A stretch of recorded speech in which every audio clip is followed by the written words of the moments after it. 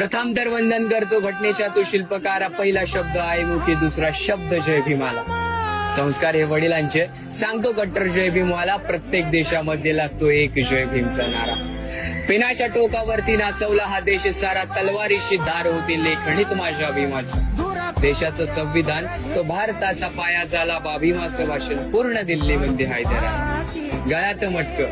गळ्यात मटक आज गळ्यामध्ये 50 तोळा. बाप माझा लढला पाठी रमाईचा हात मोठा. दुःख तो झेलणारा, काळाला तो छेदणारा.